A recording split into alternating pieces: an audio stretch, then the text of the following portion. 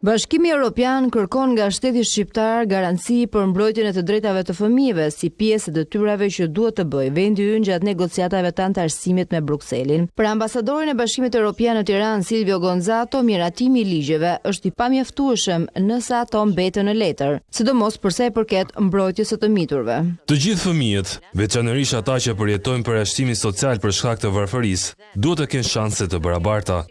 Kjo është e rëndësishme për rajonin në veçanti, në të cilën ka ende largim të trurit.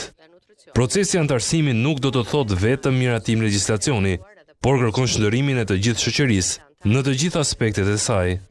Si një vend që kërkon të bëhet antar i familjes europiane, qeveria shqiptare premton se do të punojë me më shumë vëmendje në këtë fushë, duke përcaktuar edhe prioritetet.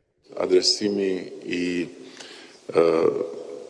situatës së 16.000 fëmijëve me aftësi të veçanta. Për këtë, Ministria e Shëndetësisë dhe Ministria e Arsimit janë duke punuar aktivisht që të rrisin numrin e mësuesve special.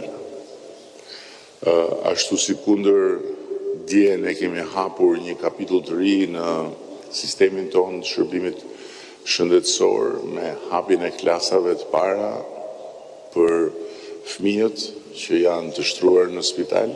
Konferenca rajonale për shpejtimin e reformave të kujdesit për fëmijë drejt antarësimit në Bashkimin Evropian u zhvillua në Tiranë me pjesëmarrjen edhe të përfaqësuesve të Ballkanit Perëndimor.